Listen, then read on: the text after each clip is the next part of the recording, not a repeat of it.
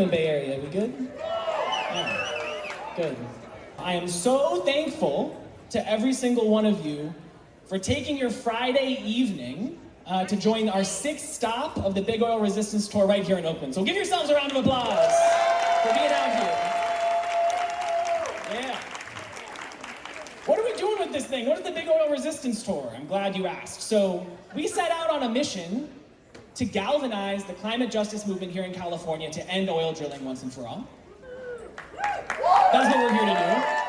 And the energy we felt all across the state has been incredible. From LA to Kern County, the heart of oil country, to San Diego, Santa Barbara, Ventura.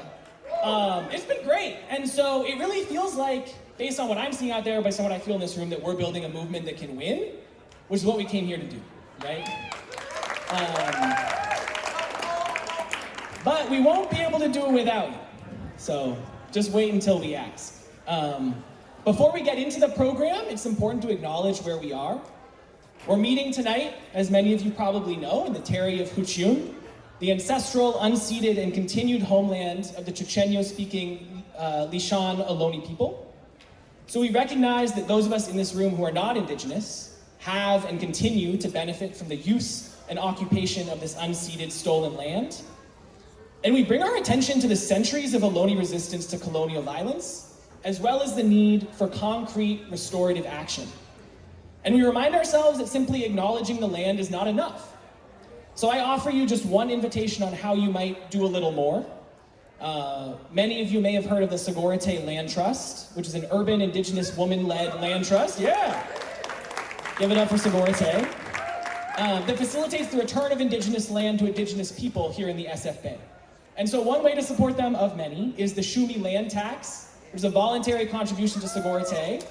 So that's just a small way to contribute to healing, to support the Ohlone community's current work to create a vibrant future. Check it out on their website.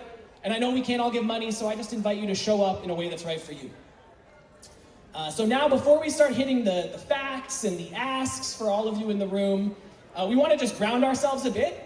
So to do that, I'm going to pass things off to Lou Aya from the Peace Poets. I'll tell you just a little bit about Lou. Over the past 15 years, Lou Aya has worked with organizations throughout the world to compose many of the most widely used protest songs and chants in the migrant, climate, racial justice, as well as movements against torture, against mass incarceration and war. So you probably heard his stuff, even if you don't know it.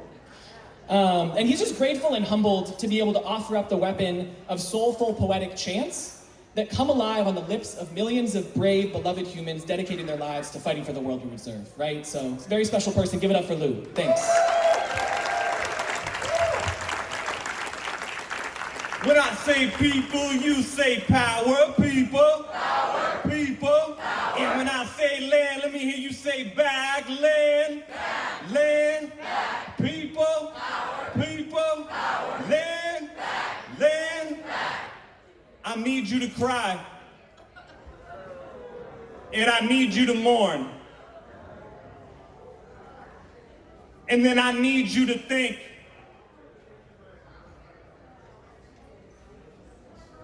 Forget this, we were born to be free.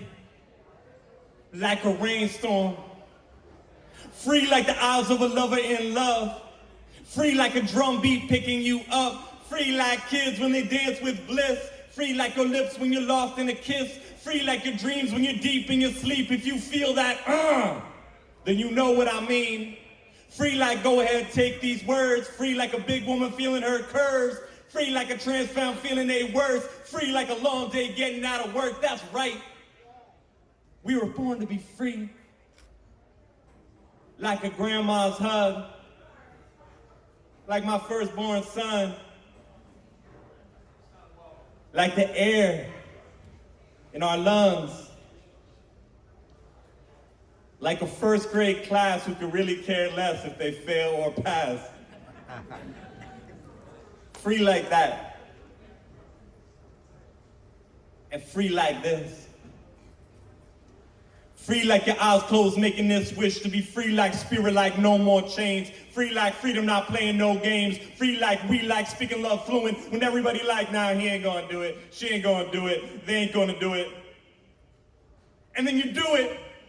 I mean free like that. Hell yeah, I mean free like that. Free like all of us seeing no borders. Free like officials who resist these orders of hate. Because I can hear Dr. King saying freedom can't wait. Freedom can't wait. Let me hear my people say freedom can't wait. Freedom can't wait. Say freedom can't wait. Freedom can't wait. And ain't no real freedom ever gonna be attained by a policy that leaves our people detained. And you can't claim freedom or justice or dignity on just one side of a wall. So when a government of hate tries to make our freedom seem small, we retake the streets and remind the world the only freedom we seek is freedom for us all.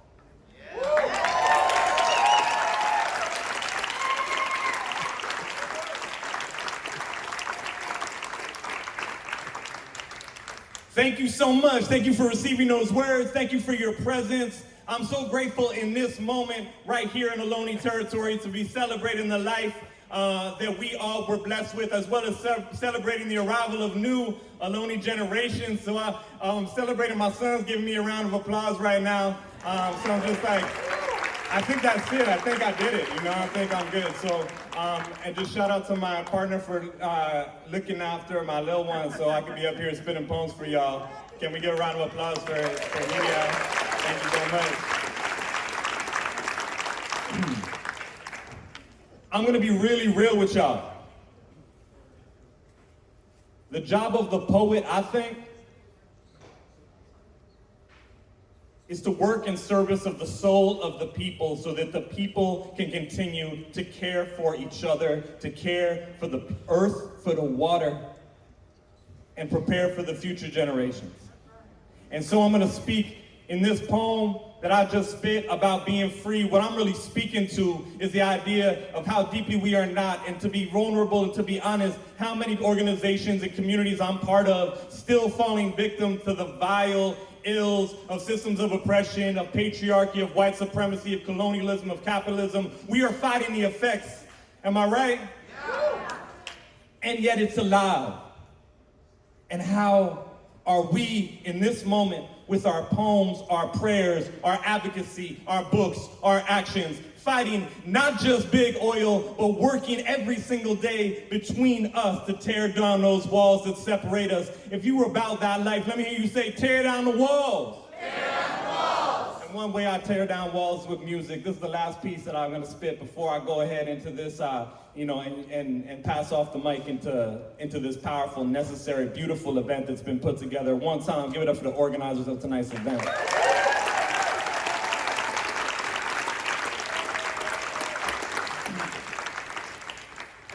When I say come write a song with me, what I really mean is come become strong with me. And when I say come and sing with me, y'all mean become the wind with me. And if you finna win with me, then come be the symphony. Because we need freedom movements that are rocking like it's midnight on the dance floor and the DJ not stopping. I'm talking about composing chants so golden that we can hold light with our hands still open.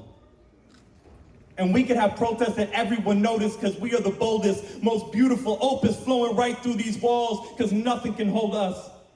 And I know that you know this beautiful feeling of melodies molding us into healing.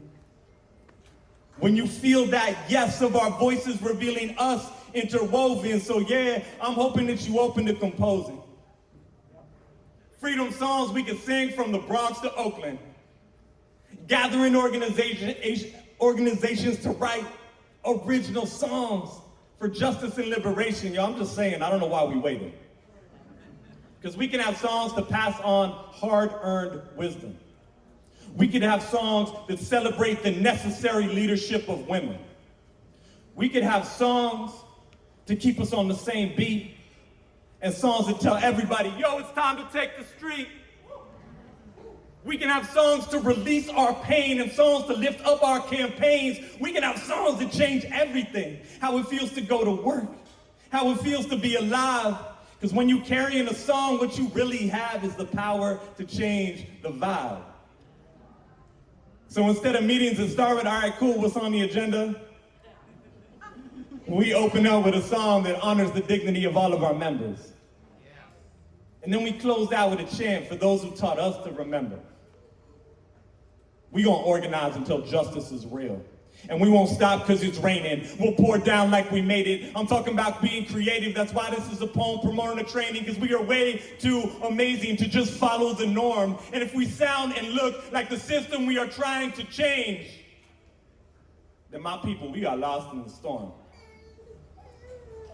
But if we have the courage to bring out the voice inside us, it will become the voice that unites us. And the rest of the world's gonna be like, damn, that's the voice that should guide us. And it will not matter if they try to keep us lost or divided, because our souls will still riot with the most profound truth. You are part of me. And if we sing out into the darkness, we gonna find each other in the harmony.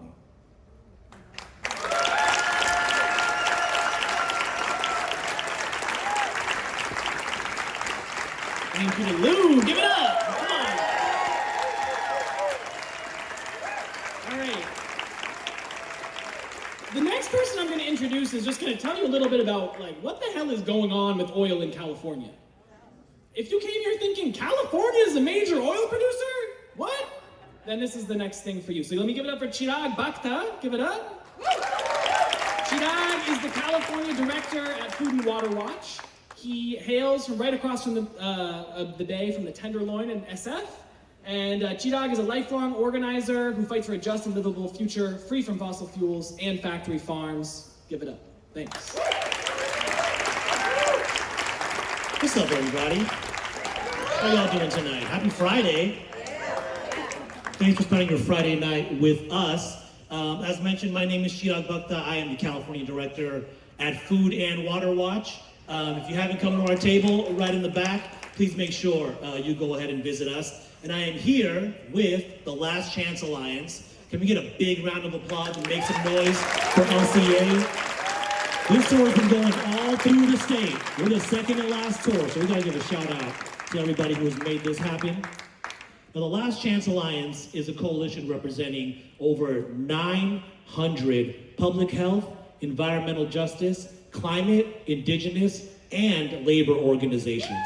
And they have come together to phase out fossil fuel production in California, right? Just in case y'all don't know, you are here today to help phase out fossil fuel production in California. Next slide. Now, speaking of California, despite our green image, the perception we like to put out there that we are a green progressive state, California is still one of the largest oil producing states in the country, pumping out over 100 million barrels of oil each year. Can we get a boo on that? Some boo and some sisses? I don't know how to ask for that.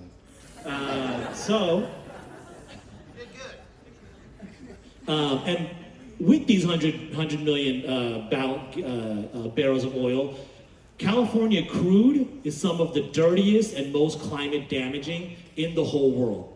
And for years, we have been fighting for a rapid phase out of all oil and gas extraction in the state. Now, since our governor, Gavin Newsom, and for anyone who's here from across the bay, our former mayor, Gavin Newsom, since he took office, we've been pushing him to do three main things that you see up here. The first of which is to stop new fossil fuel permits. Yeah. We need to stop, so we're gonna make some noise for that. And we need to stop all new oil and gas drilling. And the governor has the authority to do that right now. There is no reason why we should be continuing the expansion of oil drilling in this state. Secondly, we want to roll out a 3,200-foot health buffer to protect frontline communities from toxic drilling. No drilling should be happening next to hospitals, schools, and communities. This shouldn't be a subject of debate in California if we want to be California. if we say who we want to be in California. And then lastly, what we want to do is phase out all oil and gas production altogether with a just transition that benefits California's workers, communities, and economies.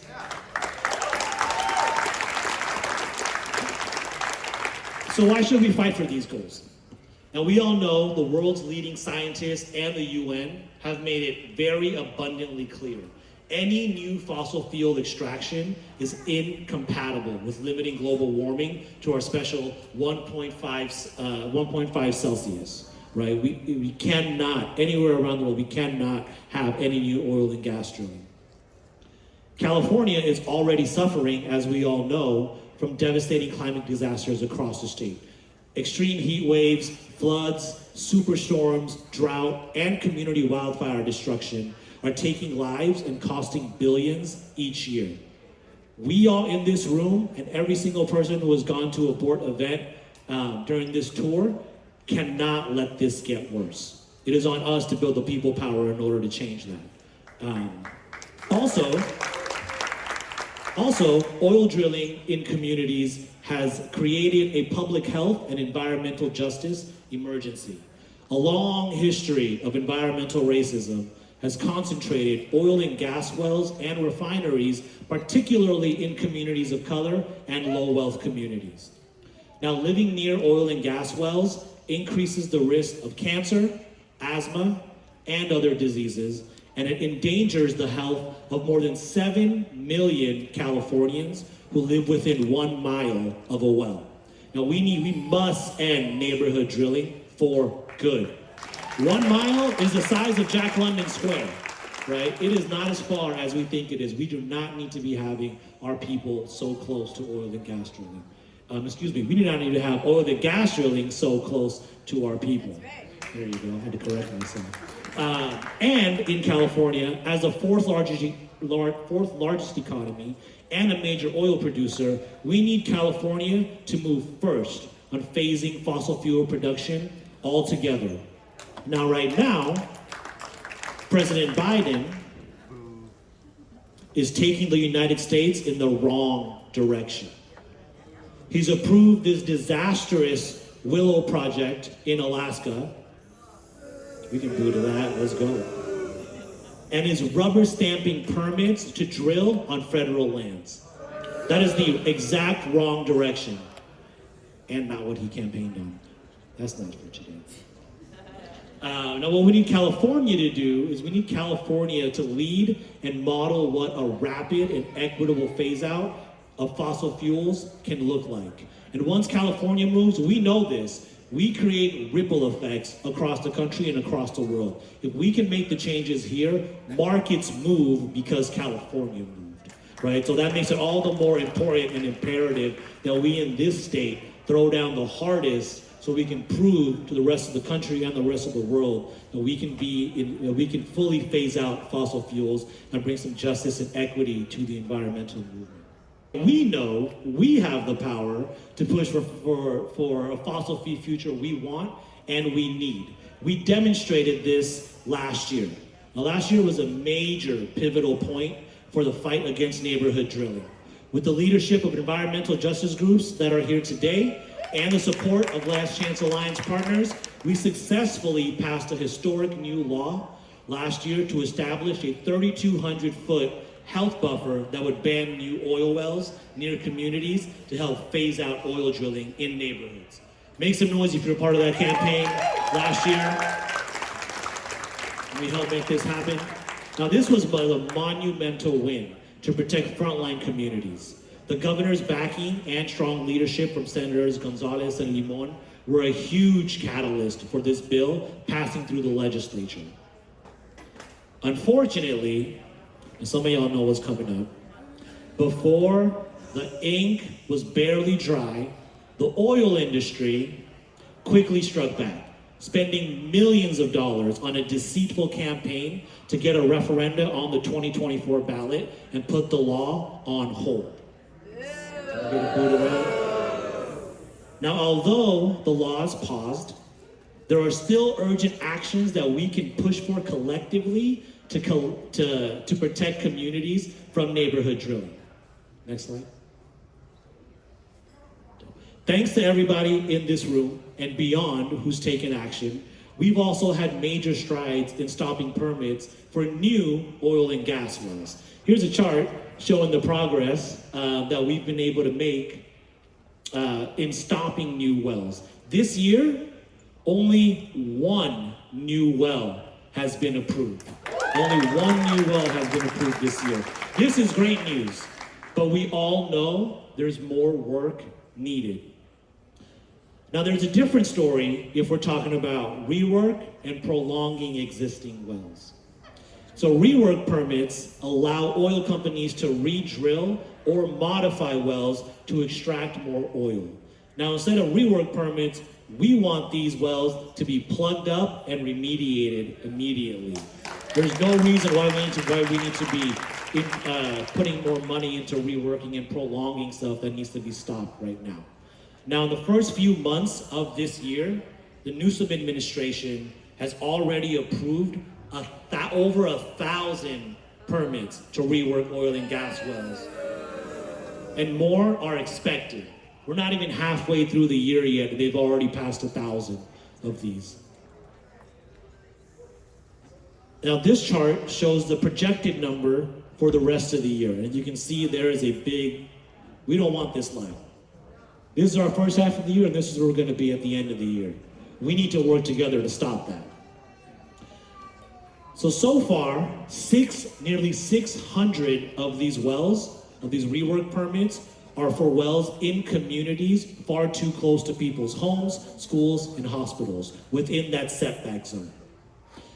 Now together, we are joining with Vision and communities on the front lines demanding that CalGEM, the Geologic Energy and Management Division, the governor's oil and gas regulator, stop issuing these drilling permits immediately.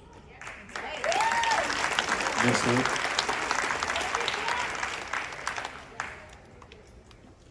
Now 2023 is a big year.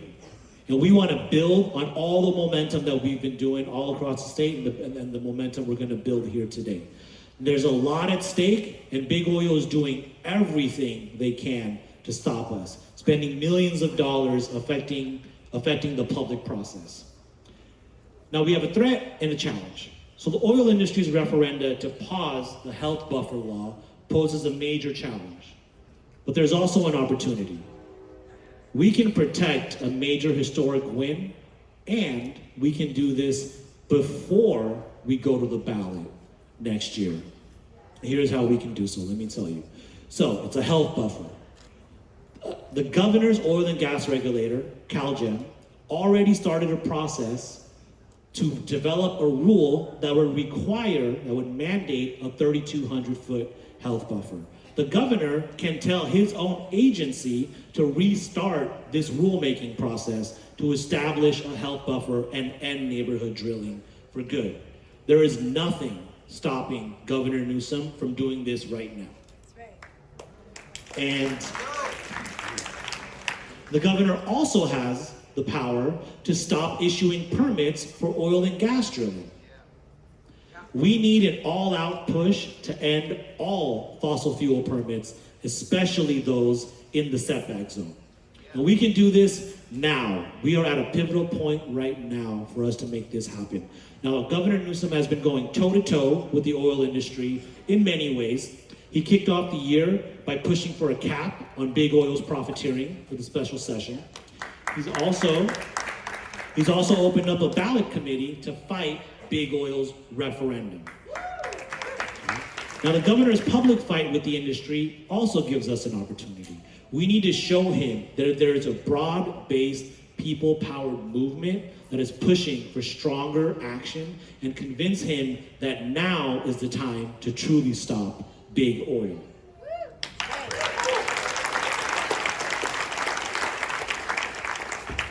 Additionally, we have a big moment coming up in September. So the United Nations has called for an international climate ambition summit in New York. And countries will need to make commitments to halt fossil fuel expansion to participate. Now, this powerful call for U.S. action creates an unprecedented opportunity. Our job together is to make sure that our governor answers this call and takes urgent action to stop new fossil fuels and end neighborhood drilling. We win when we fight for climate, public health, and justice together. We can stop fossil fuel production in California. And we can put an end to fossil fuel production in California. And it'll take all of us pushing together to make that happen. Thank you.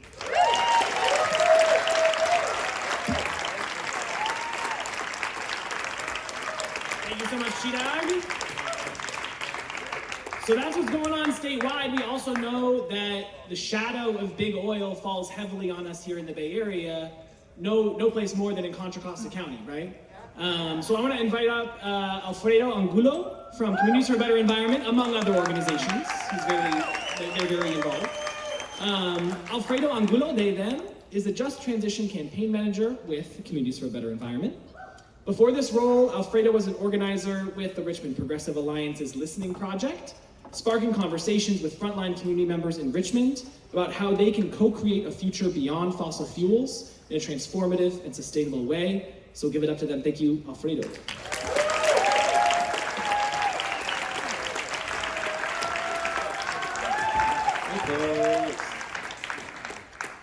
Oh, there's so many people here.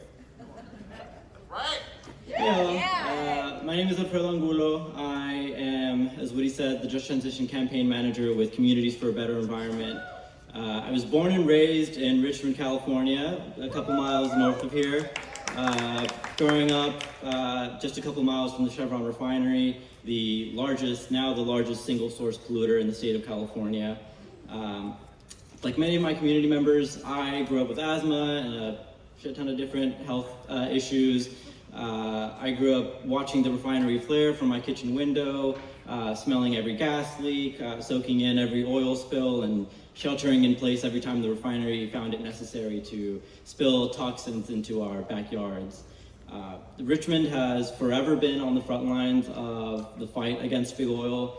The refinery has been in operation since 1902, 3 years before the city of Richmond was even a town.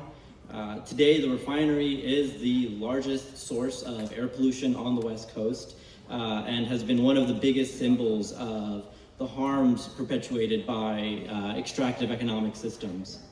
We have among the highest rates of asthma in the nation. 1 in every 4 youth that grow up in Richmond develop asthma at some point in their lives. We have Black and brown community members living next to coal yards, to refineries, to shipyards, living with cancer, with pneumonia, asthma, in the shadows of the Chevron refinery. Chevron proclaims to be the human energy company, but there's nothing humane about killing community members for the sake of making a profit.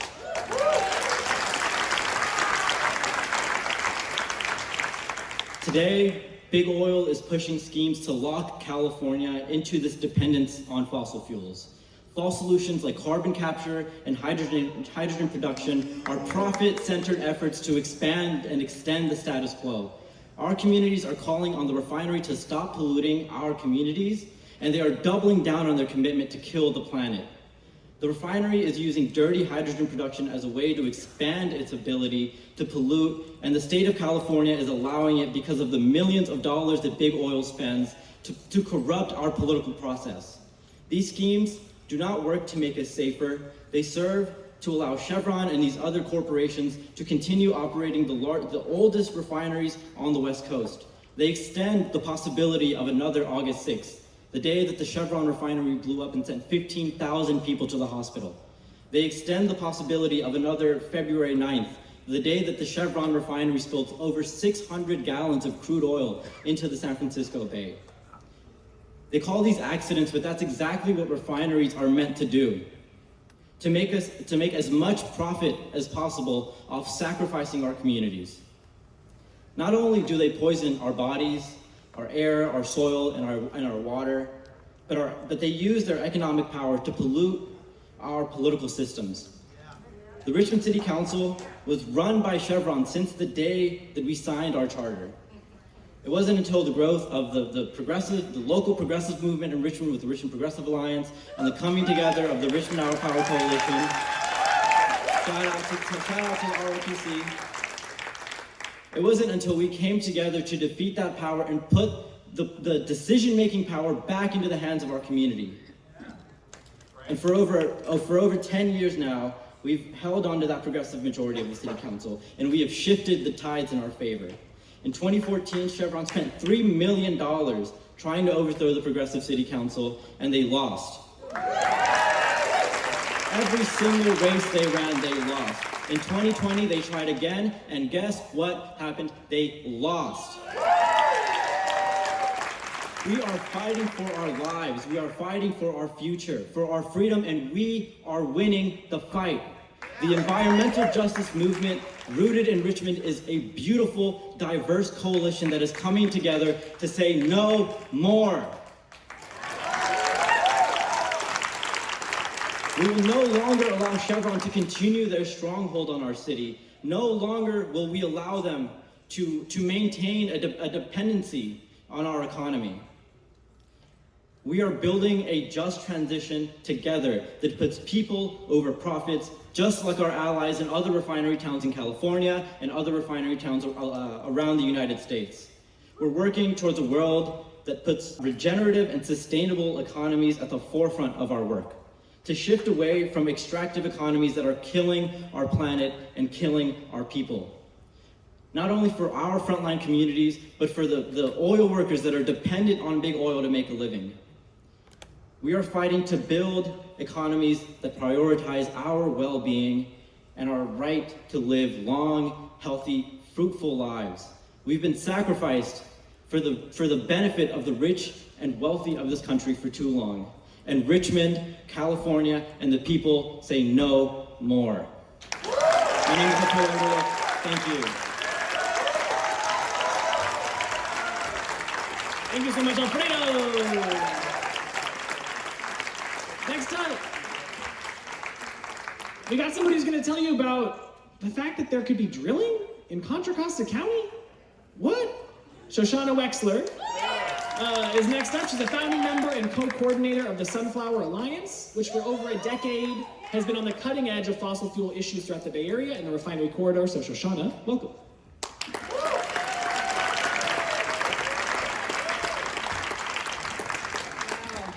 Good evening, fellow troublemakers. Yeah. So, I bet we all here know that Contra Costa is the second largest refining center on the West Coast, right? With its 4 refineries. We could go on about that. But oil and gas wells as well? Yep, they exist. They're pumping away as I speak. And all because a few oilies, led by, this is really surreal, a 3rd generation Brentwood apple grower turned wildcatter. Yeah, have decided in their immense wisdom to resurrect oil drilling here in the Bay Area long after Chevron and Occidental stopped their drilling operations a whole half-century ago. I've been actually a refinery activist ever since Chevron blew up in 2012, and I honestly never thought I'd be working on oil and gas extraction here at home. But hey, the heyday of Contra Costa drilling was actually way back in the 1960s and 70s, when people started buying houses on farmland, former farmland in the 90s, that was built over capped wells in the old Brentwood oil and gas field. They were told not to worry, that drilling was a thing of the past. Wish that it were. Sure, their lots came with methane barriers and sub-slab passive venting systems. But they were assured that their methane vents that were built into their homes would take care of any problems, as would the vents in their neighborhoods cleverly described as street lamps. I mean, you can't make this up. This is true, right? No need for any emissions monitoring because what could possibly go wrong? I am actually talking about Brentwood Hills in West Brentwood, okay? So let's flash forward. Now we're in 2019. Contra Costa County and the state of California permit a drill site on county land within a half mile of Kaiser Antioch, major hospital. Within a half mile of a medical high school and proposed senior housing. Brand new drilling within the proposed setbacks distance, right? This is before we started talking about 3,200 foot setbacks, but there we are. A year later, another proposal came down for more drilling, this time a mere 900 feet away from Brentwood homes. So, let's make a long story short, we stopped that project.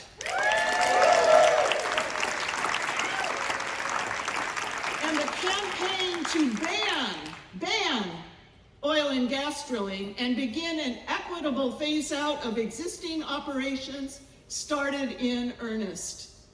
Since then, the trailblazing city of Antioch has banned oil and gas drilling within its borders.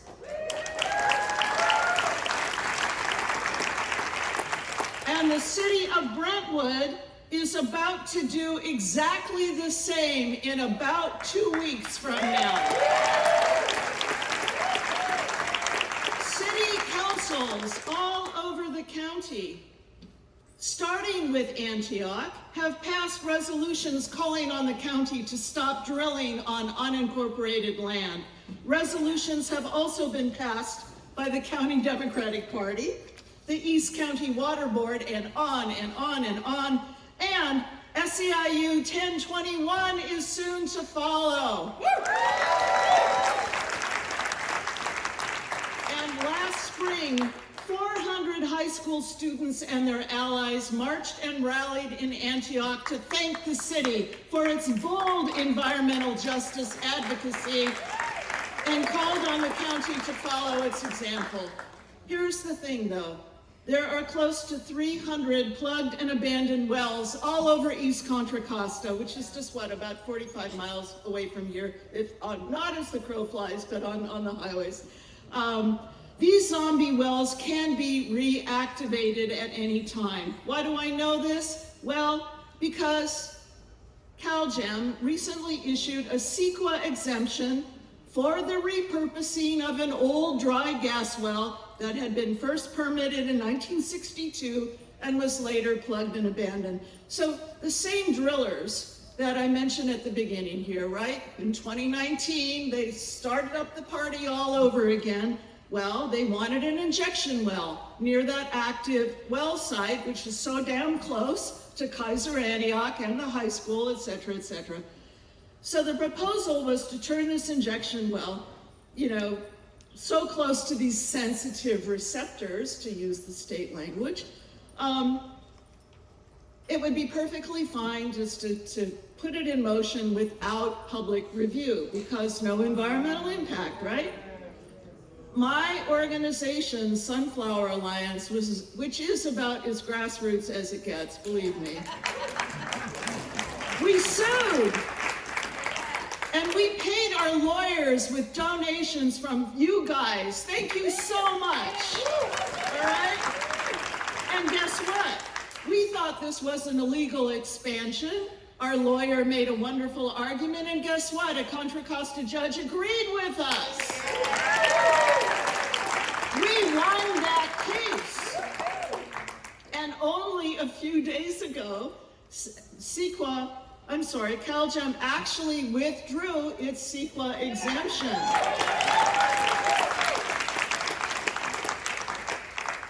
However, we all know how it goes. This is not over yet. There's going to be appeals. The drillers are really pissed off. But the bottom line is we will hold our ground. All right?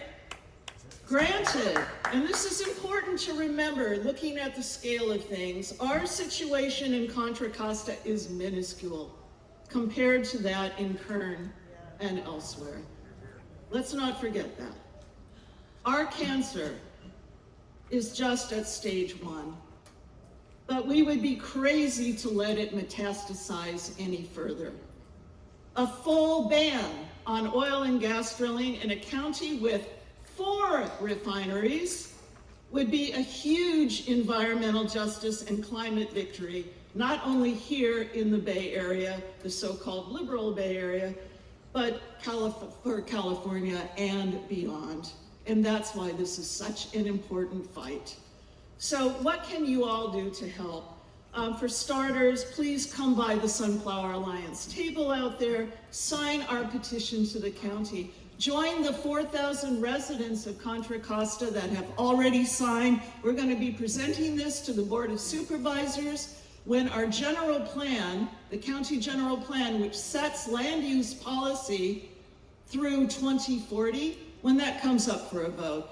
And we are not actually, we're pushing that. We want to go beyond setbacks. Really, because we are in such a kind of ground level situation with drilling. We want to go for broke. So we will, if you sign that petition, we will keep you posted about further actions. And so much, thank you so much for joining us.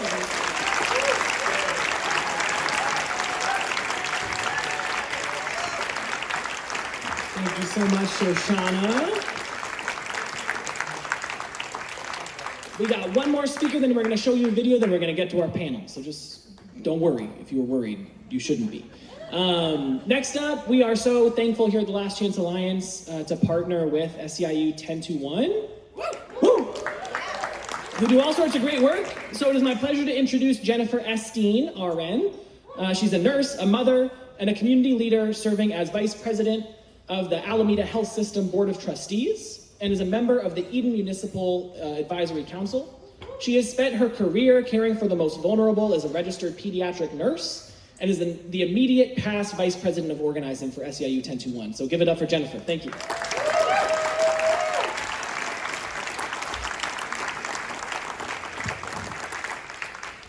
This is a room full of organizers. And I know that because of what we just heard, because organizing wins. And because I heard y'all chant a little while ago. So I want you to say something with me. I want you to say, let's keep it in the ground. I'm gonna say, keep it, and y'all say, in the ground. Keep it. In the ground. Keep it. In the ground. Keep it. In the ground. So we're gonna tell Governor Newsom to keep it in the ground. My name is Jennifer Esteen. I'm a registered nurse. And I used to be Vice President of Organizing for SEIU 1021. I'm still a very proud union member.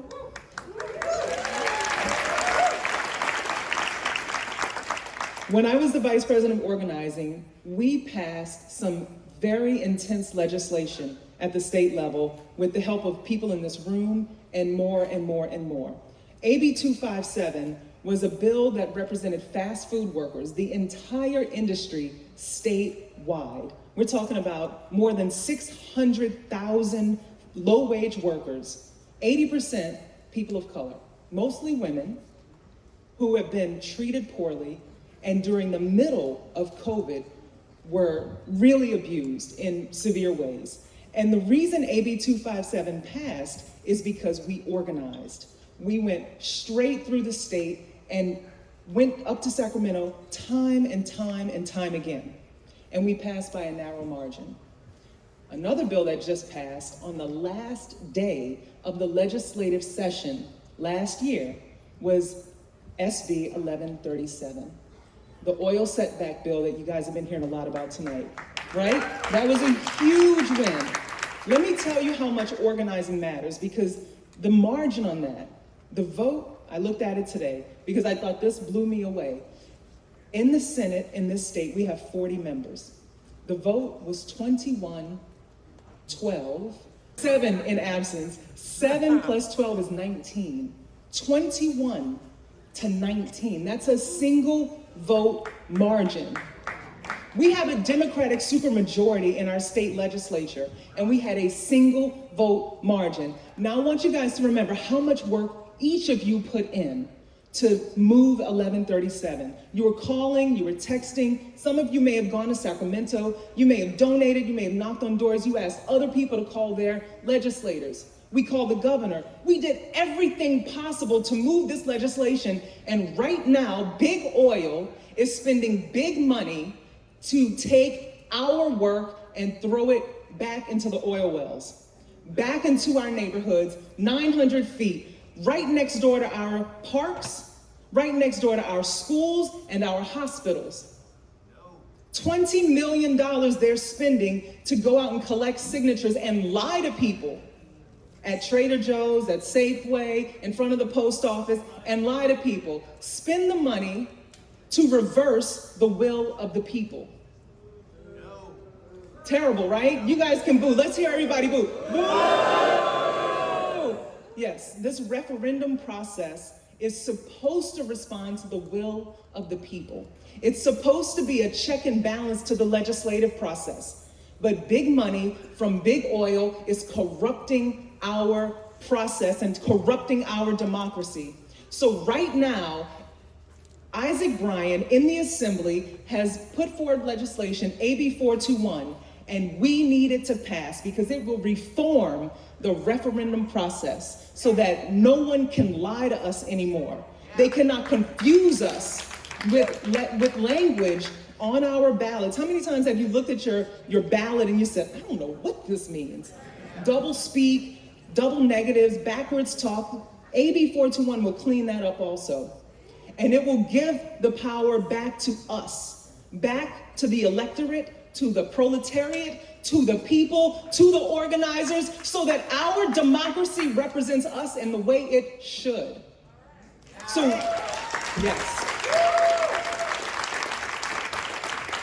So we all want to support AB 421, AB 421. We want to make sure that we protect the setbacks. We also today need to tell Newsom, because we're organizers and the majority is slim, we have to lean on him in public. We have to lean on him in private. We have to deliver the message to big oil that this will not work because our health depends on it. And the health of the generations following us depends on it. My children, your children, that little baby who is in the room, who's cute as a button, his future depends on it. Newsom has the executive authority right now to pass health codes. We need him to do that as well. While we reform the referendum process, we also need Newsom to make the health policy today. So as I leave, I want us to chant again. Let's say, end oil drilling. Or should we say, join the big oil resistance? How about this side of the room, say end oil drilling, and this side of the room we're gonna say, join the big oil resistance. 1, 2, 3. End oil drilling! Join the big oil resistance! Thank you guys, I'm Jennifer Esteen.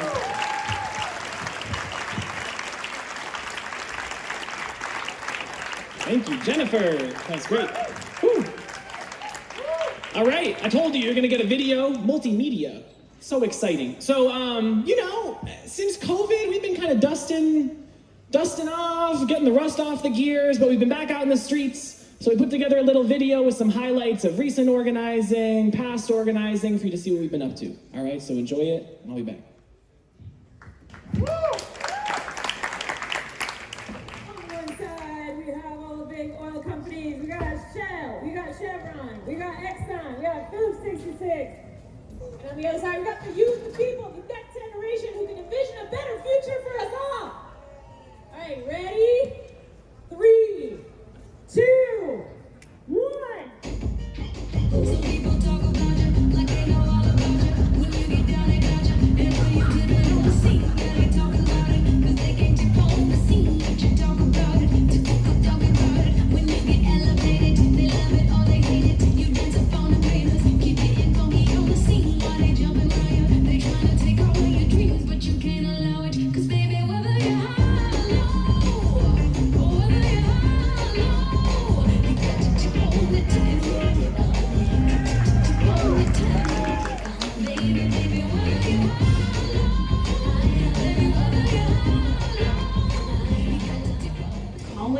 change while cruising by Governor Newsom's backyard. The paddling protesters demanding Governor Newsom put California on a path to phase out fossil fuel. The kayaktivists also protested polluters in downtown Sacramento today, marching to the Capitol and holding a die-in to symbolize the threat they say big oil has to our health. We are unstoppable. Another world is possible. We are unstoppable. Another world is possible. Push free. Push free. Push free. Push free. Push free. Push free. Push free. Escucha. Estamos en la lucha. Estamos en la lucha. Advocates from Last Chance Alliance were at 5 different locations to highlight what they say is regulatory negligence and big oil greed hurting Californians. As they protested fossil fuel companies gaining record profits, they're also voicing their concerns, saying oil extraction threatens the safety of communities across the state. Baby, let me see you time. And I'm so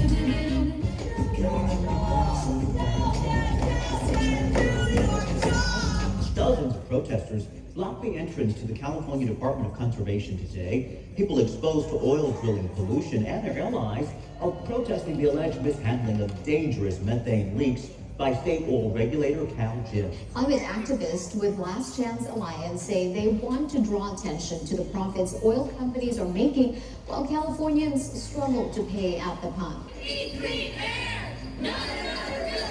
Demonstrators waved signs, wrote messages in chalk, and performed street theater to get the attention of passing drivers.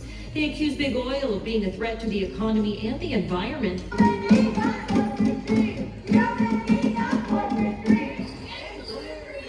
Demonstrators are calling on legislators to pass a cap on oil company profits and say Monday's protest was just one way to stand up to big oil greed.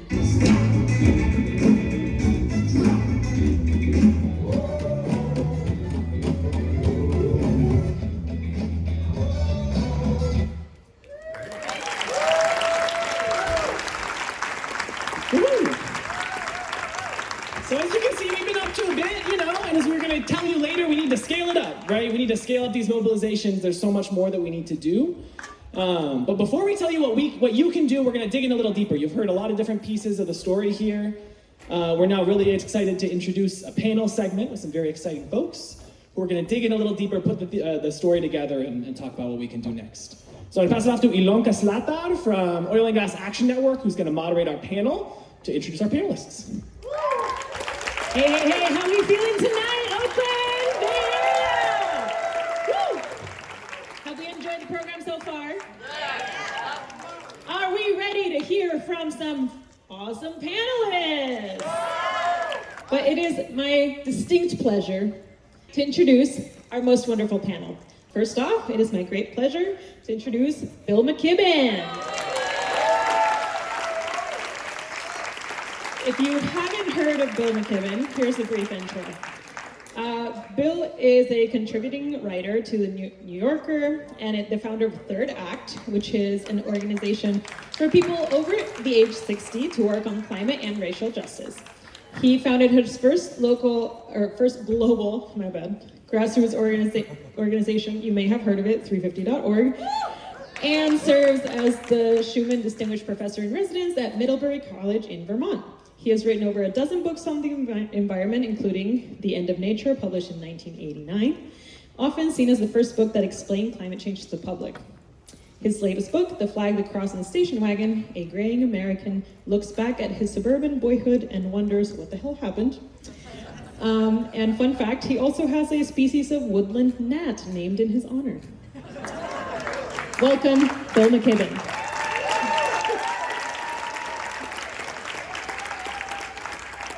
Up next is our dear friend, Cesar Aguirre. Cesar is the Oil and Gas Director of the Central California Environmental Justice Network and is based in Bakersfield, smack dab in the heart of Kern County, California's oil country. We were just there last weekend.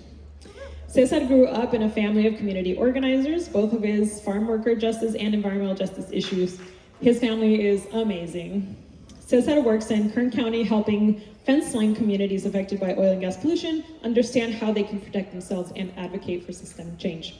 And he's been pretty much at every stop of our Big Oil Resistance Tour, so let's give him a warm Oakland welcome. Up next, I'd like to welcome Michelle Mascarenhas. Michelle has worked over the last 25 years building movement vehicles for frontline communities to move a shared vision and strategy.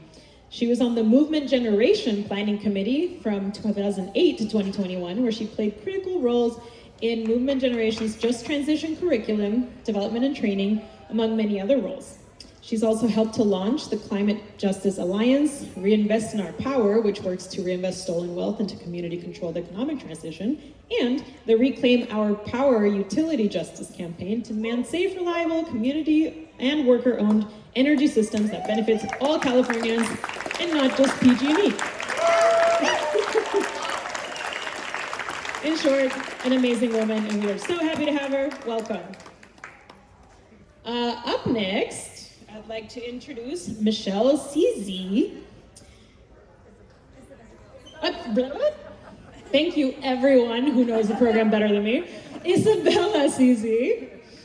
Isabella is Northern Cheyenne, Muskogee Creek, and enrolled in the 3 affiliated tribes. Born and living in Richmond, Isabella is the youngest leading member of I Don't Know More at SF Bay, while still receiving guidance, wisdom, and support from the Indigenous Grandmother Advisors. And as a movement rights organizer, Isabella works with Indigenous communities on rights of nature and with national coalitions, including People vs. Fossil Fuels. You can also find Isabella in her home community, working for Urban Tilt, providing freshly grown and harvested fruits and vegetables to community members who don't have easy access to grocery stores or fresh produce. Welcome, Izzy.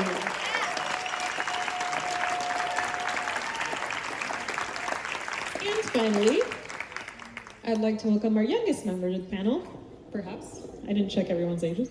Cemre Gonen is a Turkish environmental justice activist and a student at UC Berkeley.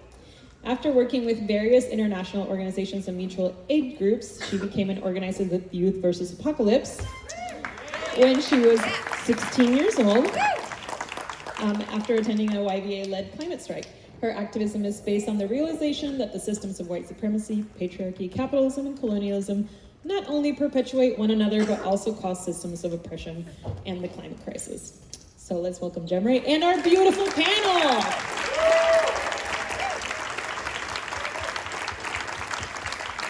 So, my dear panelists, let's get started with our frontline community organizer, Cesar. I think it can be hard for those of us here in the Bay Area to really understand how pervasive oil extraction is in Kern County and just how deep the harm of that industry is to the health of residents, communities, workers, and the politics of the valley. Pretty much everything is dipped in oil in Kern County. I'd like for you to paint a picture for us. What was it like to grow up with oil and gas wells in your backyard, in your schools and hospitals, and why do you think that these industries target places like Bakersfield to do that work? Yeah, thank you for that question. And I'd really like to start with an analogy of a frog in boiling water, right? I'm sure some of you may have heard of it. But if you put a frog in boiling water, they know it's boiling and they jump out. But if you put them in room temperature water and slowly turn up the heat, they won't notice it and they'll slowly boil until they die, right? Well, unfortunately in Kern County, the people there are frogs that are born in boiling water. People come and they see the realities of Kern County. They see the cut corners and they wonder how things have gotten that bad, right? State inspectors that come over from China, from Africa, they wonder, they said, I came to California to make a difference, and it's worse than I would have ever imagined. In Africa, they checked idle wells once a month. And he was saying that while inspecting a well last year that had been abandoned since 2011, right? Bakersfield High School's mascot is the Bakersfield Oil Drillers. It is the reality of where we come from. And I mean, I think 3 months ago, Kern County's official YouTube put out a video called and then God made an oil worker, right? So this is part of our reality, it's part of our politics, and it's so deeply ingrained that bringing that reality to push political will over the edge is something that really takes people power, right? Even speaking with oil field workers, none of them want an oil well in their backyard. None of them want their children to wear that same H2S monitor, a monitor that detects a gas that if you smell it, by that time you're probably dead. And if you're not dead, then you definitely lost your sense of smell. Much like my coworker Ruben, who lost his sense of smell working in the oil fields. He saw the cut corners, he saw what the realities of that are, right? And I'm honestly very grateful to everyone here and to the Big Oil Resistance Tour, because in Kern County, while we fight and we fight against people that are very bought out, for lack of better terms, bought out, we have people that have our back at a statewide level. And we're tired of asking people that seem to be deaf to the needs of community for help. And that's why movements like these are so important, right? Because even though you may not have an oil well in your backyard, if you can push the state, someone above the people that we depend on for change, to actually take action, we don't have to worry about wells in our backyard in the future.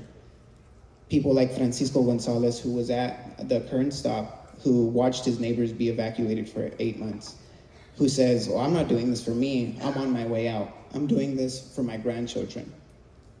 People like the Martinez family, who had to say goodbye to their son who died in an accident in the oil fields. Oil field workers are taken advantage of. They're told that they're replaceable, and they're pushed to work in extreme conditions. And then they're used as political pawns to say, look at these hardworking people, do you want to get them out of the job?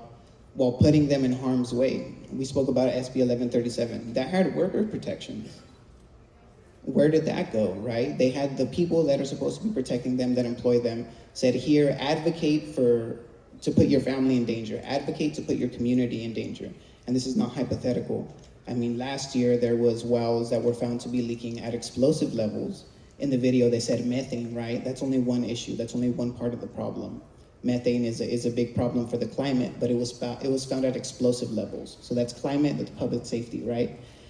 It also comes with other chemicals that cause cancer and that cause a lot of other health issues. So that's public safety, that's public health, and that's climate. And the people at the front lines of that are the ones that breathe the most of that. And there's no more front line than oil workers. And those oil workers are my neighbors. They're the people in my community, and they deserve to be respected and not used as pawns in political games. That's the reality of Kern County, and I'm happy that you are all here to witness it and to take part in the fight that's at a statewide level now, so thank you. Yeah, we heard some really powerful words from community members at the Kern stop. I think all of us shed some tears that day. It was really powerful stories.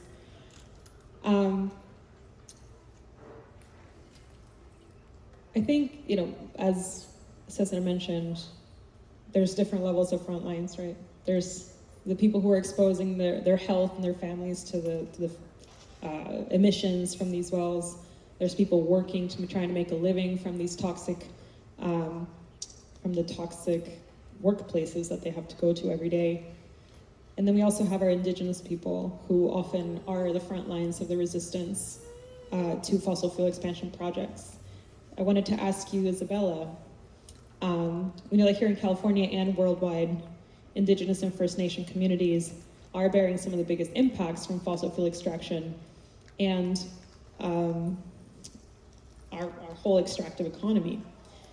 On the one hand, the effects of the changing climate, and also being on the front lines of the resistance in many places across the country. Can you tell us a bit about why justice for indigenous communities needs to be at the heart of our response to the climate crisis? Nawach Hesha Adisht Isabella Zizi.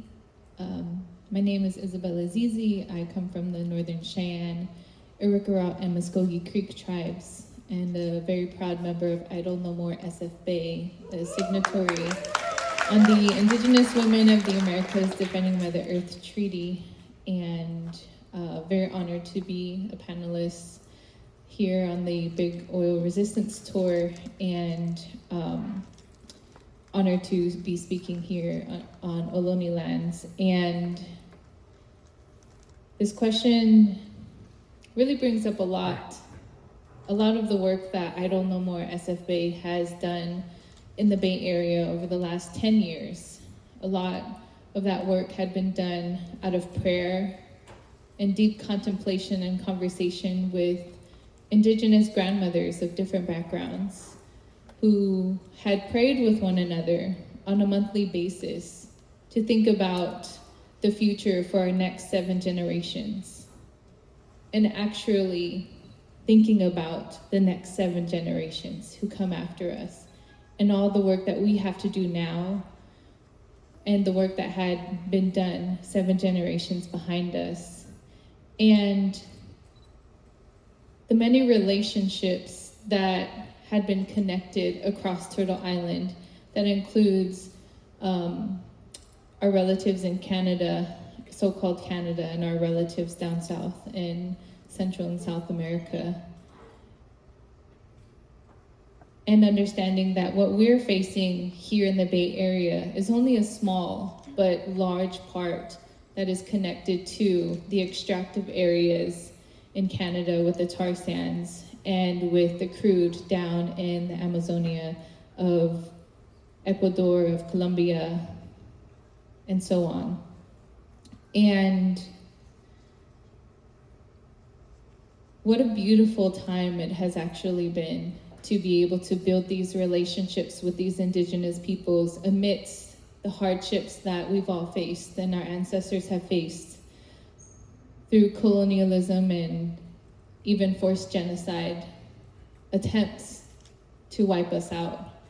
And the relationships that we have continued to build, no matter what, to ensure a beautiful and healthy future with the connection of our beautiful Mama Earth. And to be here and have the honor to speak on behalf of I Don't Know More SF Bay, and have our beautiful core in the crowd is really such an honor, and just wanted to recognize that it took us a lot of hard work to be able to let our Indigenous voices be heard in the climate justice movement, and still to this day. And to also plant that seed to everybody, to remind everyone, just water it a little bit, of ensuring that we all do our best, our due diligence, to work towards a life of clean air, clean water, and clean soil. And what does that actually look like? And even reaching further into that, of giving back rights to nature herself and the sacred system of life and the relationships that Indigenous peoples have had for time immemorial, that understood those original instructions that were given to us, that were taught to us, and to have that understanding and to have that relationship. It was around 2015, 2016, during I Don't Know More SF Bay's refinery corridor healing walks that had connected one refinery impacted town to the next here in Contra Costa County, all throughout the East Bay. And we invited many, many people to join us, whether you are Indigenous or someone who cares for the land or someone who even just works for the refinery. They were all welcome, because we understand that there's no human enemy, that the enemies are the thought forms that separate us, colonialism, capitalism. And this specific time, we were walking from Pittsburgh to Martinez, and, from Martinez to Rodeo, from what's now known as Tesoro to Phillips 66. And during that time, I haven't shared this story at all, so I'm honored to be able to share it with you all, of my connection to nature and how I truly listened. We were walking right underneath the Phillips 66 refinery, and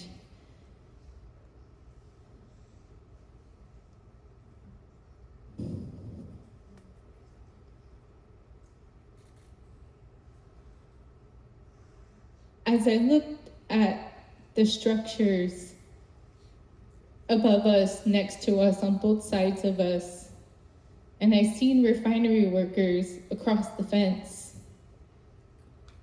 and I felt the presence of all of us in deep contemplation and deep prayer with each other. The oil had spoken to me.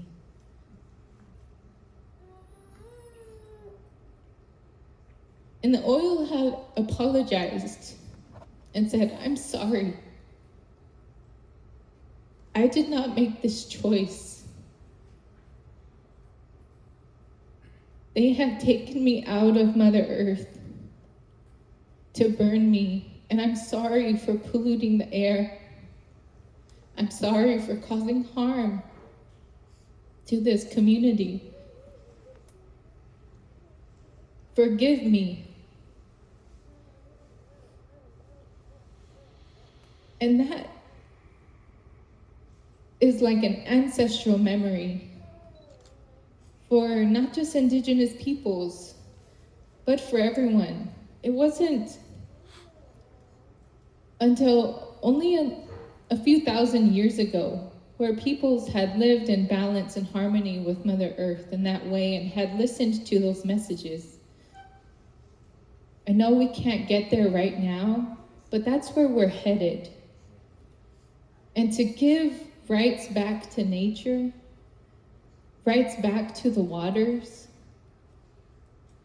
and thinking about the water past just a flowing of water in our cups.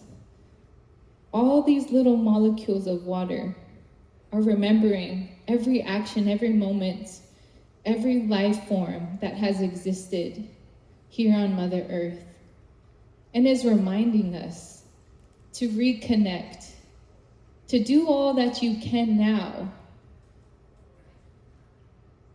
because we're just right there. I know you all see it, but how to get there?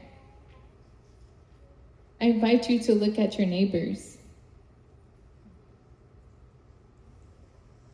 This is how, with each other, for the next generations who are already existing, who are already here, for those animals and plants that are living their last breath because of the harms that have been done because of humanity. And we can help reverse that in new ways. That's all. We're done. Woo! Thank you for sharing that with us. And for channeling the spirit for us in this way. That was really, really powerful. Thank you so much. Woo! Oh, okay. Amazing. We've fully zoomed into the water molecule. Let's zoom it out a little bit to the global context. This question is for Bill. I want to ask you about your kind of global international perspective. We've all heard about some of the big investments like the Inflation Reduction Act federally in greener technologies that should reduce fossil fuel demand. We're also hearing about the ongoing approval of, as our friends mentioned earlier, Willow in Alaska, and continuing fossil fuel permits in federal lands and here in California.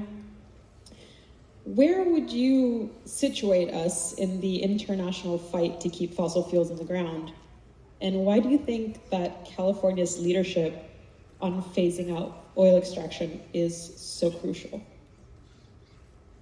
Well, Good questions. And first of all, what a pleasure to be part of this panel. And Ilanka, thank you for your leadership here. I'm the ringer here because I'm not from California. I come from Vermont, where there's nothing valuable beneath the soil at all. So we just go about our ways.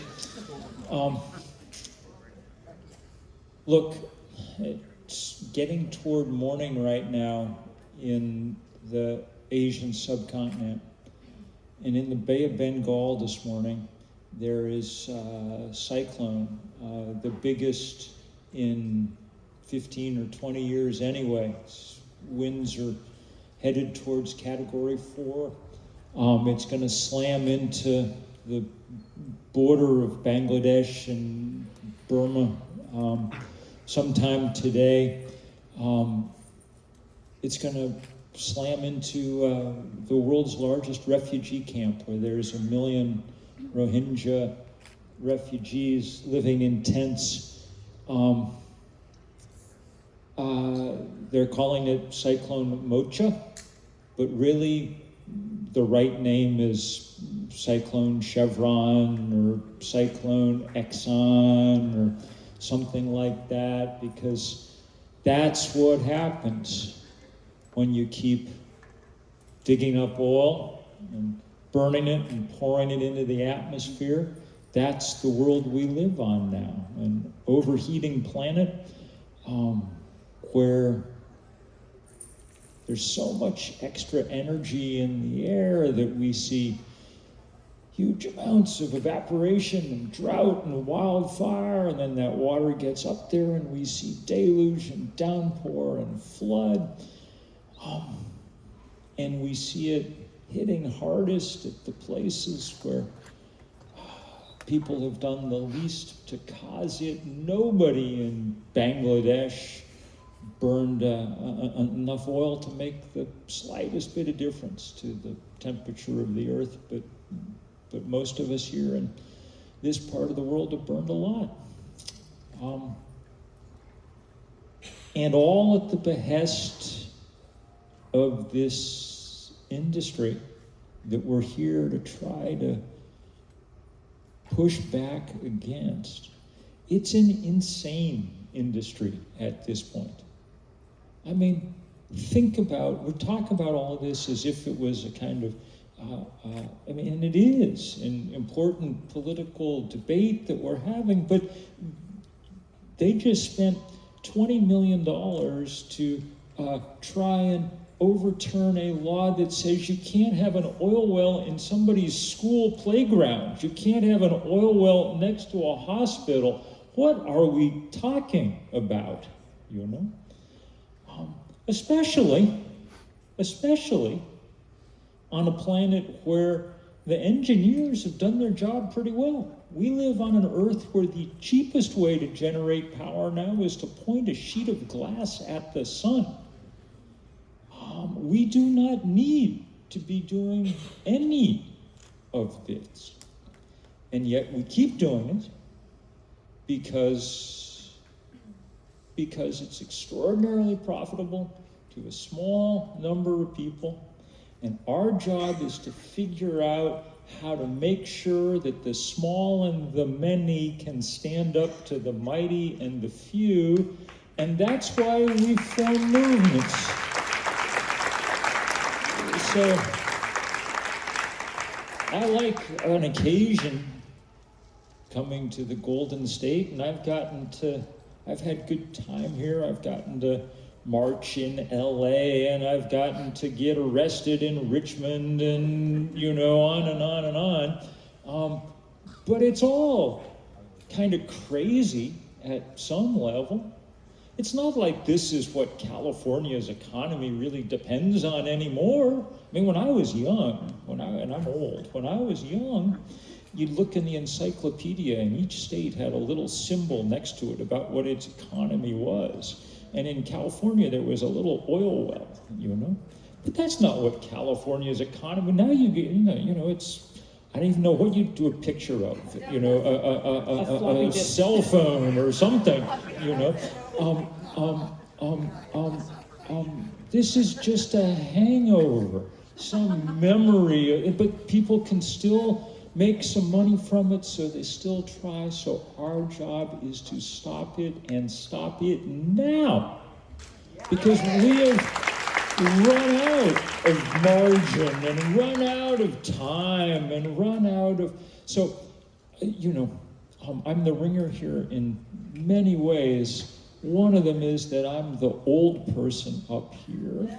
And I'll just say that, that as we're organizing other people with hairlines like mine around America, we are going to do our best to back up and stand in solidarity with all the young people who are doing enormous leading here. We're extremely happy to be the rocking chair rebels in this work, the fossils against fossil fuels. We're happy to try and bring some of this heat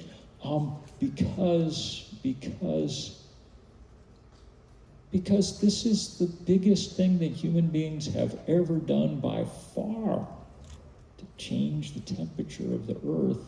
And so the biggest possible privilege that any of us could have is getting to figure out how to stand in the way of that, to interfere with it, to try and shut it down. So that is what we will try to do. Thanks.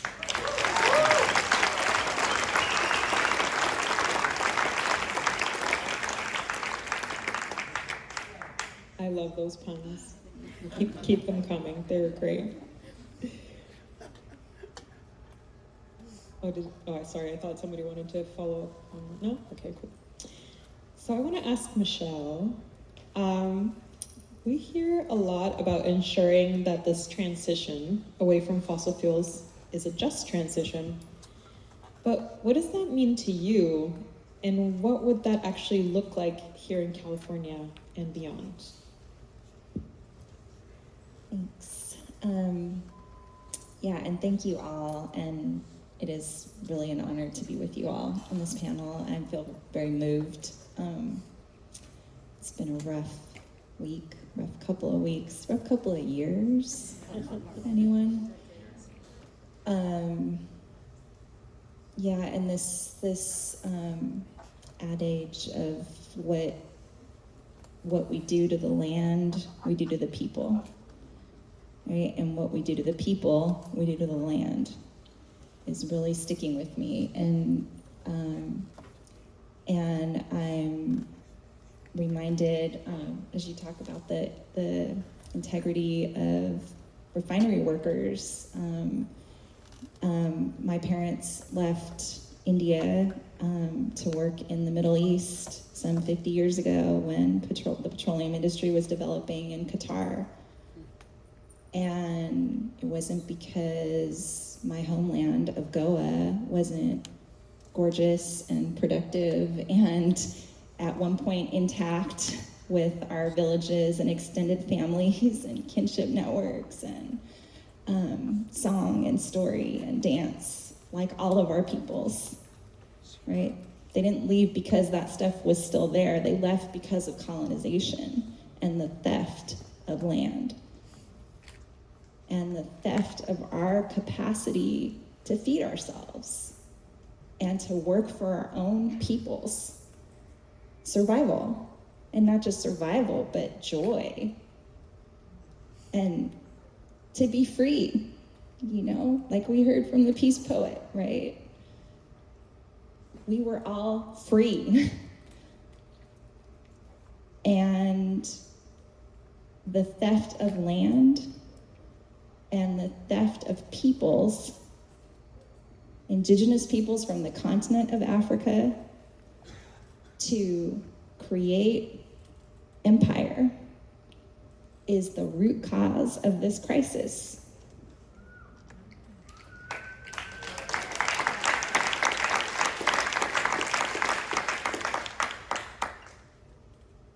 And I want to name finance in particular, right? The role of finance. We would not have the stock market without the slave trade and the profiting off of the labor of stolen lives, right? And stolen land. And the genocide of peoples who resisted, even if it was just with their biology of their bodies resisting, right? And so what we do to the land, we do to the people, and what we do to the people, we do to the land.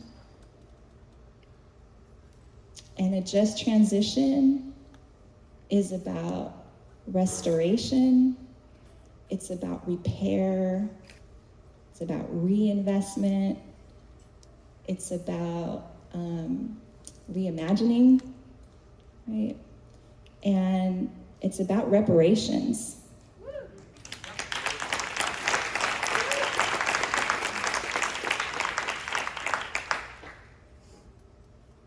Because if we pretend that the murder of Jordan Neely in the subway is not connected to what folks are experiencing in Bakersfield or in Bangladesh, we are lying to ourselves.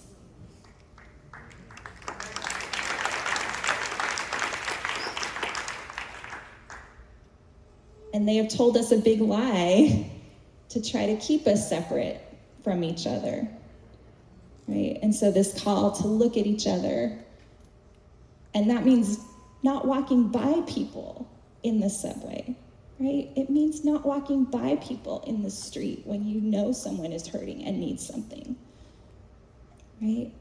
Our lives are compartmentalized into these ways of moving and acting that are not in accordance with our hearts and our guts. And that needs to change. Right?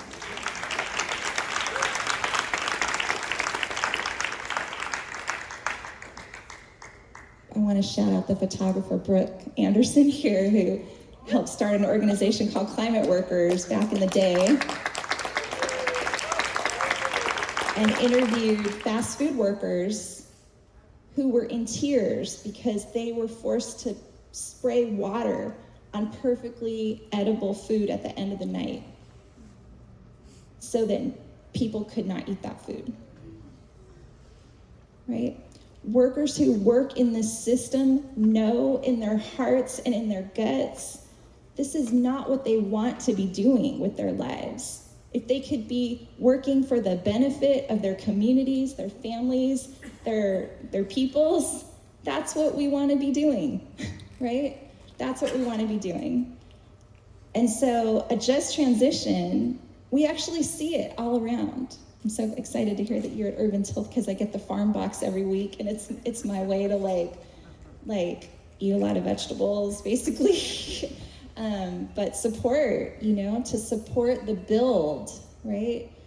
Because it's important to invest in the fight, but the only way we're going to push out this system of extraction and exploitation and violence is by building the new.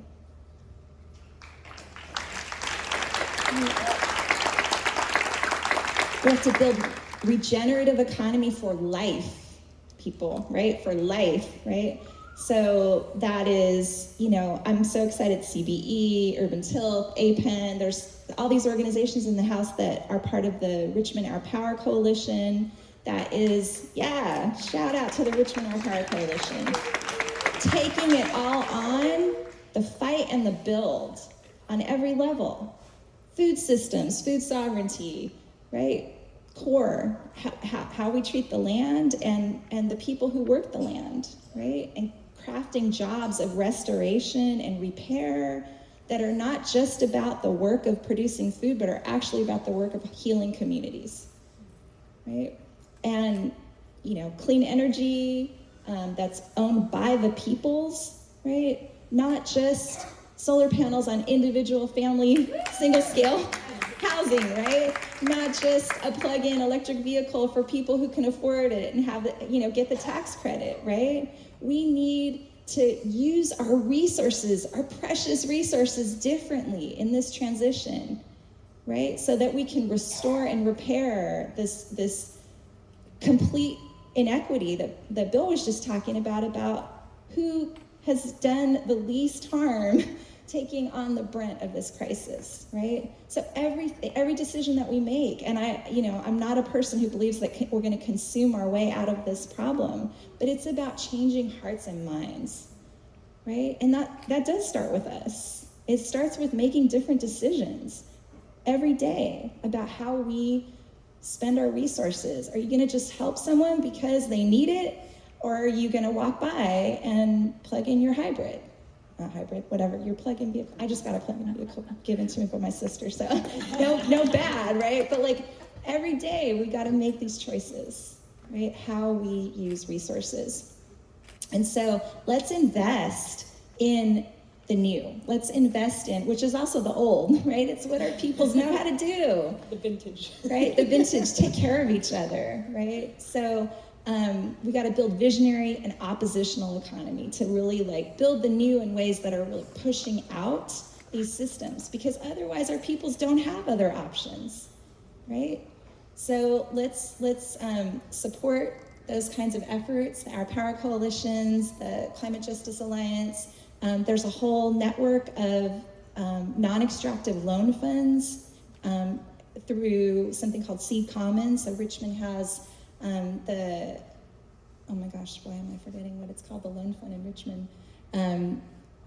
There's a loan fund in Richmond that's community controlled, and they're supporting the development of worker-owned cooperatives in these industries like, Rich City Rides, right? Like, yeah, that's what we need, right? Where finance is a tool of restoration and repair, not of extraction. So yeah, let's support that. Oh, I have to say one last thing. I was laid off from the Sierra. I was recruited and hired by the Sierra Club a year ago to be the national director of campaigns. And 2 days ago, I was laid off in a massive restructuring. And so I do also want to just shout out the Progressive Workers Union of the Sierra Club that is calling for a just transition of the Sierra Club, because workers were not involved at all in the restructuring. I was not even involved in the restructuring. And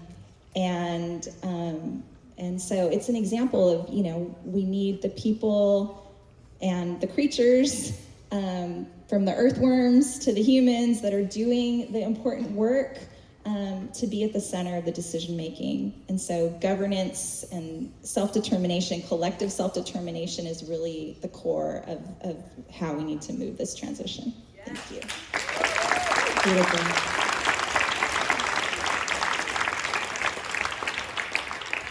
I'm so inspired by what you just shared that I want to interject a new question to the panel, which I feel like you've started to really lay a vision for us of what the future can look like.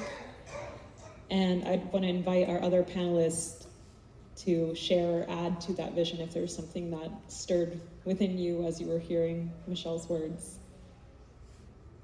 What does your transition, your future vision look like? I mean, we heard about getting back into right relationship with the land and the water and all of our non-human relatives. We've heard about building this new infrastructure that's really restorative of our communities in really tangible ways. So thank you for sharing that, because I feel it can be so abstract, right? We're trying to build a future that none of us have seen in our lifetime.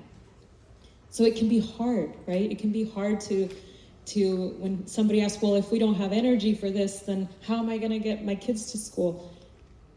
So I want to invite the panel, what is our shared vision for this transition and this future, so that we may all carry it with us as that guiding light, that guiding post that we can share with our communities.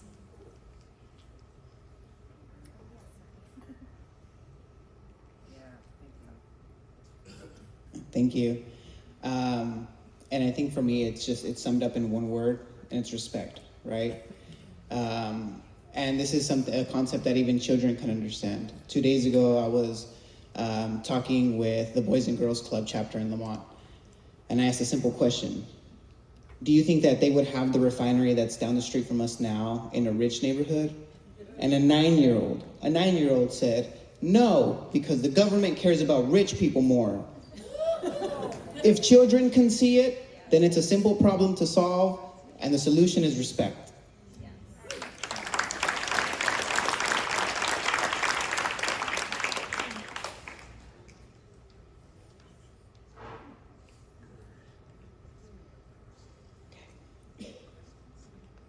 And my last question for our last panel is, Cemre, you first got involved with Youth versus Apocalypse and the campaign to phase out oil extraction when you were 16 years old. I like to say it's never too late to become a climate organizer. It's also never too early. Thank you for showing us that. As someone who continues to organize for Youth Climate Power, now in a staff role, why do you think that youth need to be at the forefront of the climate movement? What sort of movement do we all have to build together to make that youth leadership possible? And if I may add, how do you think that youth are especially affected by growing up with the climate crisis as a real thing? You know, I didn't learn about climate crisis until I was in college, but your generation has really grown up with it. And how does that shape the way in which you think about the crisis and organize for it? And, you know, I think it can be easy for young people to feel discouraged. But if you could share maybe what keeps you going and what gives you encouragement in doing this work and in building that better future. Thank you, Lanka. I also just wanted to say, I think it's really funny, like working with like elementary, middle, high school students.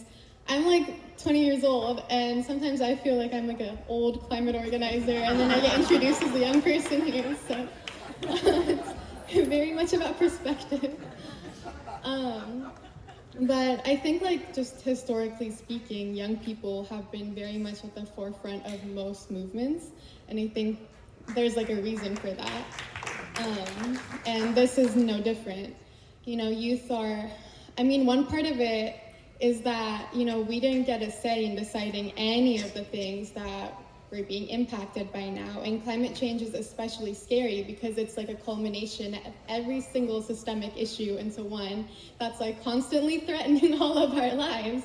And when you learn about that from a young age, I mean, we have like preschoolers showing up to our climate strikes now. And so it's like, you're born into this like crisis situation. And so it's like really scary, and there's like a very real problem of like climate anxiety for a lot of young people today, like including myself.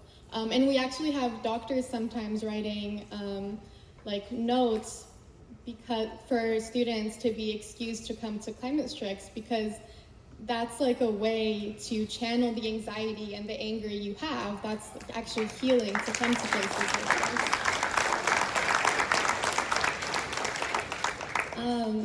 I think for all of these reasons and more, I mean, like, for example, young people in like middle, high schools, colleges, they have a special place of organizing and are in a special role to be able to organize their communities through schools. And so that's like a really big part of why youth have been at the forefront of these movements for so long. And that's why YVA, for example, we're very much focused on organizing through schools. Because in that way, not only are we creating spaces for like education and youth involvement where they can get involved through their schools, they're not having to do something, you know, outside of it, but it's also a way to target, you know, the finances of the district, of the state, also impacting the workforce, because if your kids aren't going to school because there's a climate strike going on, then you also have to stay home and take care of them. And so it impacts a multitude of like the layers of, you know, the workforce and everything that's going on a statewide level. And so youth are actually a really important part of organizing in that way. I think for like movements who want to center, or organizations who want to center youth organizers and activisms and voices more, I think accessibility is like a really key part of that. I mean, not only is it like the language and the terminology and the resources and the education that we're providing, because even me, like I'm studying like environmental studies, and sometimes like go to like environmental conferences and it's these people in like very technical specialized fields dominating, and I have to continuously interject and like be like, hey, like there's other people here, or like can you explain in a way that makes sense to everyone who doesn't have the same background that you do.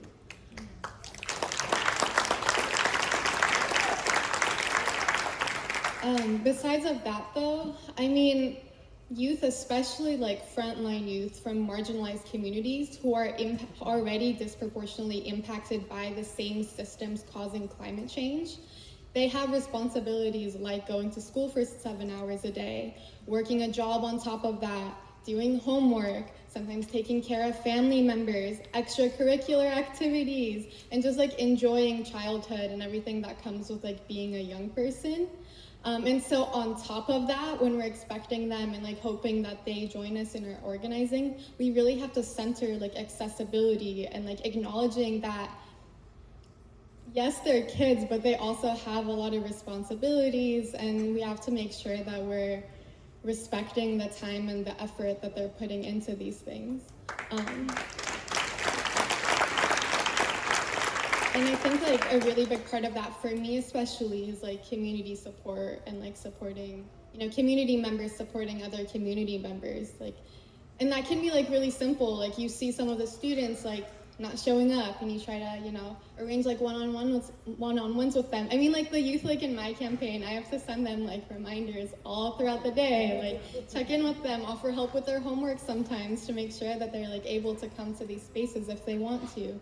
Some of them are struggling with things like food or having to provide for their households. So offering like stipends or different ways where youth don't have to choose between like, hey, I have these like very real responsibilities to be able to survive and provide for my family, but I also know I have to fight for my future because no one else is doing that for me. And so if you're someone who has the resources or an organization who has the resources to be able to do that, I think that's essential. And I think the last point I'll add is that the environmental movement specifically, or the mainstream environmental movement, has definitely been composed of people who are already privileged. Those are like the voices that have historically been centered are the ones who aren't like frontline or who aren't directly impacted by these issues. There haven't been the young people until like very recently. That's something that we've started to do.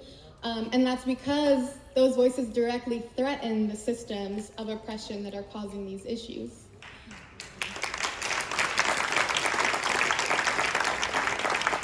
And so I think like what everything that I just said is can be summed up into is that we have to be very intentional in making sure that our organizations and our structures and our movements are reflective of the world that we're trying to create.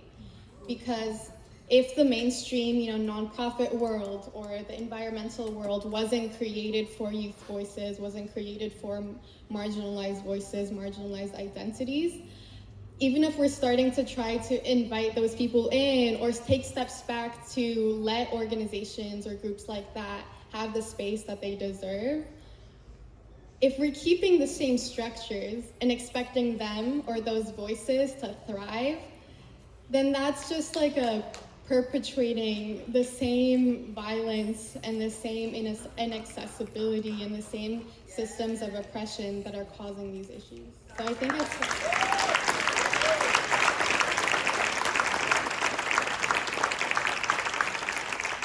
I think like, again, accessibility has just been like the biggest thing that I have been very intentionally trying to do, and even like recognizing the privileges that I have as someone who has like this education and this background and this knowledge.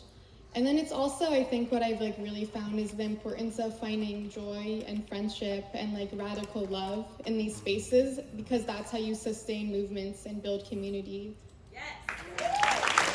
Wisdom. Wisdom from the stage. I want to invite our speakers to share any final words to close us out tonight. If another speaker tonight said something that you really resonated with, please take it away. Anyone that wants to share anything.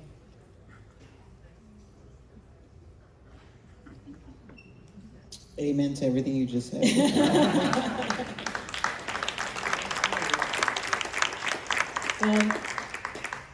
I heard a lot of wisdom on the stage tonight, and I also heard a pretty unified call to action from all of us on the stage here, that we need to unite with each other to change these systems of oppression and to make it a vibrant, joyous, visionary future that we can and will build together. If we maybe take some time away from our Instagram and our, doom scrolling to instead connect with each other and scheme and pester until we build that future that we need. So join me in thanking our panel tonight.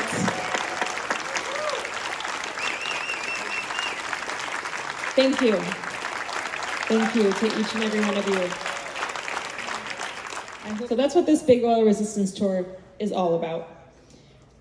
It's about building our movement and nurturing these connections after years of isolation that we've had through this pandemic. And we're investing in these connections to grow our power and take action in greater numbers than ever before. So we hope that you take this opportunity of being here today to make new connections, to feel inspired, to feel that juice, that oomph. Okay? Feel the juice inside of you, stir it up, and keep it going, right? We've been mobilizing here in California throughout the pandemic. We've had some wins. We've had, our movement is not very big yet. And that's why we hope that every one of you who is here tonight can help us to grow that movement. We need to scale up. We need to become a force that cannot be ignored in order to bring that change about. So, we need hundreds, thousands, tens of thousands of people in the street demanding that Governor Newsom use his power that he has currently, right now, to end new drilling in California. That is what we need to do. So, we're gonna start doing that. So in June, we're starting to plan a distributed day of action. So people all over California, all across the state, organizing in their communities, talking to their community members, their friends, their neighbors, their relatives about what's going on so that we can come together and start building up that movement. So in June, we want our communities all across California to demand the end of new fossil fuel approvals. We want to use creative, fun, joyful tactics that help us to show that future. And we have a table in the back where you can sign up to stay in touch with that. I also want to remind you that we do have a mass call where we can start to make our schemes together on May 25th. Can I have that slide? The next slide? With the QR code. This one. Yes. Take your phone out right now. Take your phone out right now. Scan this to join our mass call on May 25th, where we're gonna go through all the details of what we wanna plan together, how we're gonna bring your community on board, what we're gonna do to organize this day of action in June and beyond. Okay, so this is our joining the Big Oil Resistance for the long term. So take the 2 minutes right now on your phone to sign up for this so that you get the invite to the Zoom call and join people all across the state to start planning this day of action. So if you felt moved and inspired by tonight, hold your hand up. Nice, nice.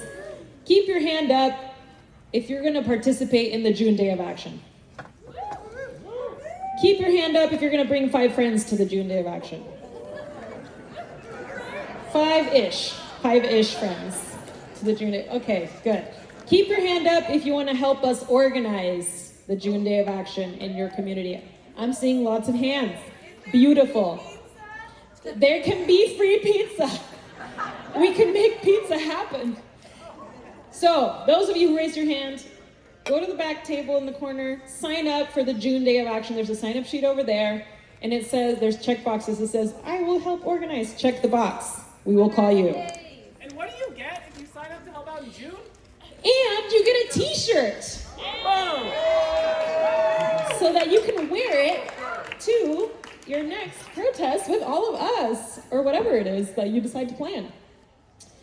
Also, next Friday, we have our friends at Greenpeace are holding a community night for us to check out their cool toys. So their warehouse is full of gear and cool art stuff and all this cool stuff. And they want to show us their stuff so we can get inspired. And they'll help to hook us up with cool equipment for our next mobilization. So in order to sign up for the Friday, May 19th,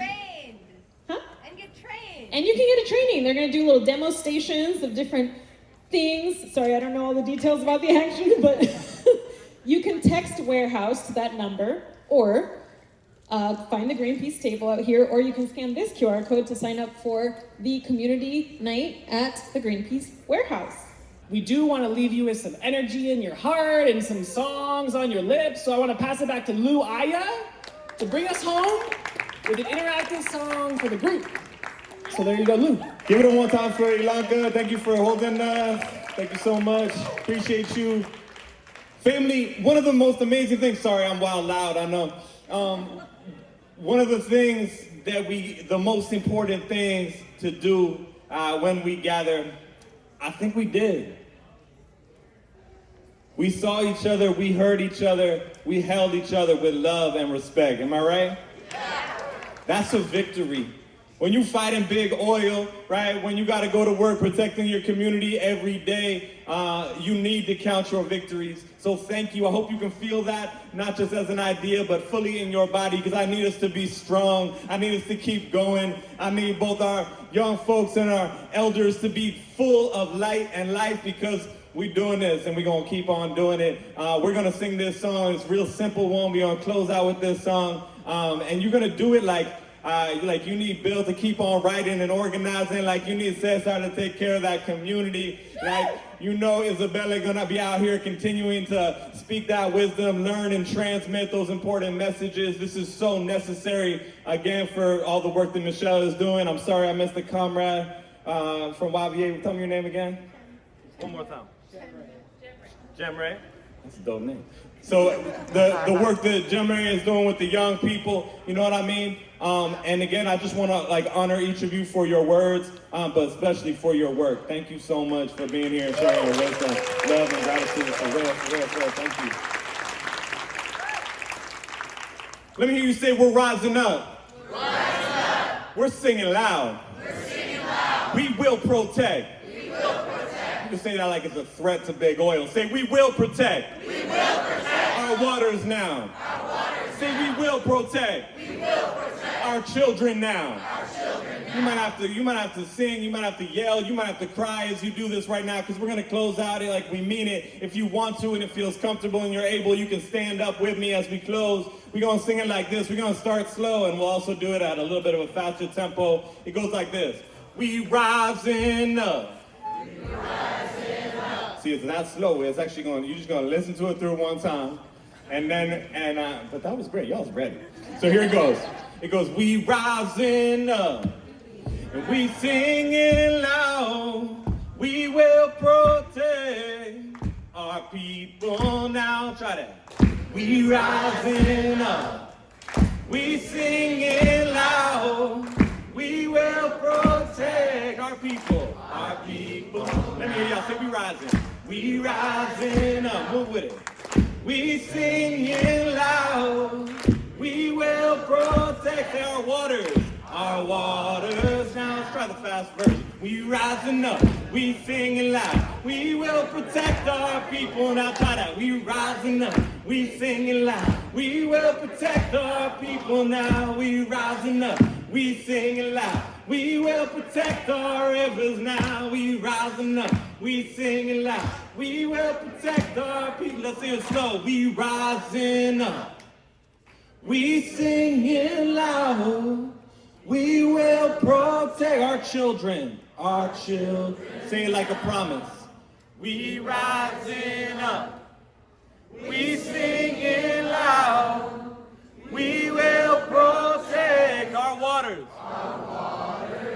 Sing it out again. We rising up like a promise. We sing it loud. We will protect, say our land. Our land now. Let's do it 2 more times. We rising up. We're singing loud. We will protect our people. Our people now. Sing it to each other. We're rising up. Go ahead, tell that good news. We're singing loud. We will. We will protect. Say our people. Our people. We got to do the fast one time. We rising up, we singing loud. We will protect our people now. We rising up, we sing our waters. We will protect our 2 more. We're rising up, we're singing loud. We will protect our people now. We rising up. We say our children. We will protect our children. Last time we rising up, we singing loud. Say our people now. Thank y'all so much. Love and blessings. Thank you for singing. Thank you for organizing. Give each other gratitude as we go. Thank you. That's it. Good night. Check out